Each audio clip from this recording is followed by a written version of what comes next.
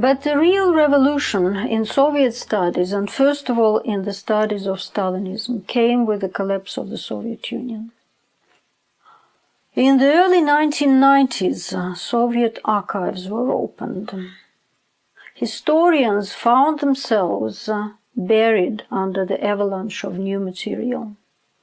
The significance of this new material for the study of Stalinism and of Soviet history generally is impossible to overestimate. It took years and years and years to come to grips with this enormous body of documentation. The opening of the archives resulted in several new developments.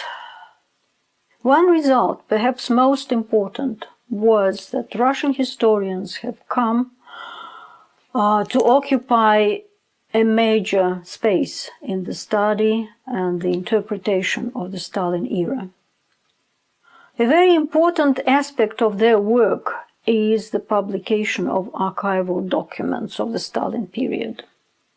An enormous contribution to this process has been made by the Alexander Yakovlev Foundation.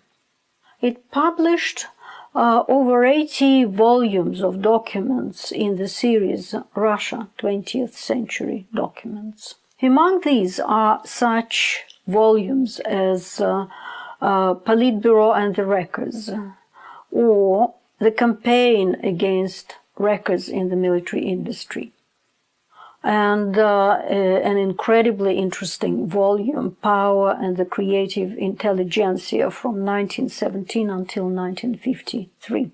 Many detailed academic works on Stalinism written by Russian historians have appeared. Some publish abroad. It has become impossible to speak of Russian and Western historiography separately. Both use Russian national and provincial archives. Both analyze major general issues and minor local ones. Both publish together, either in Russian or in other languages. Another important result of the opening of Russian archives has been the emergence of the so-called post-revisionist historiography. It had to be recognized, as Sheila Fitzpatrick wrote, that the totalitarianists had a point. The archives clearly proved that Conquest's calculations of the number of Stalin's victims were closer to reality than those of his opponents. This meant that Stalin's repression did indeed occupy the central place in the Soviet system during his reign. It has also become impossible to deny Stalin's personal initiative and his involvement and his role in every campaign which unfolded in the USSR during his life and reign. Post-revisionism is less influenced by any contemporary political perceptions and sensitivities than any of previous trends in historiography of Stalinism. Russian historians have published dozens of studies of Stalinist era based on the new archival materials.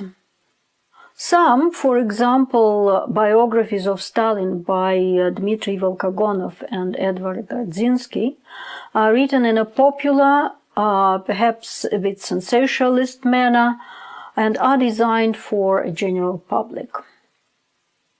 These have been translated into English. This is Volkogonov's book, and this is Gardzinsky's book.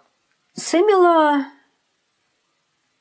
books were published in the West as well. Some were more successful than the other.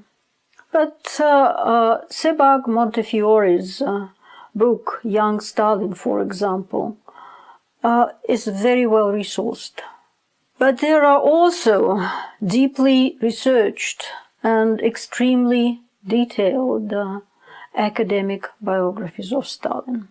Robert Service's biography of Stalin appeared in 2004. In 2015, Stephen Kotkin published the first volume of a new mammoth biography of Stalin. This volume of nearly 1,000 pages covers only Stalin's life up to 1928. There are many other insightful studies which analyze different aspects of Stalinism. 2 volumes of collected articles under exactly this title, Stalinism, appeared in 2000 and 2003. One was edited by Sheila Fitzpatrick, another by David Hoffman. Stephen Barnes published the best and the most revealing history of Stalin's Gulag. It is called Death and Redemption. Anne Applebaum, her account of Stalin's post-war policy in Eastern Europe, which appeared in 2012, gives a perfect insight into Stalin's vision of the world, but also of his methods of dealing with Russia's Western neighbors. As I said at the beginning of our course, I consider Oleg Khlevniuk's biography of Stalin, English edition appeared in 2015, the best of what is available on Stalin and Stalinism, both in English and in Russian. Stalin, New Biography of a Dictator, is absolutely impeccably researched. It is based on an enormous number of sources and other materials. It is unbiased and well-grounded. Its insights and its assessments are invaluable, and its easy style and manageable size make it a must reading.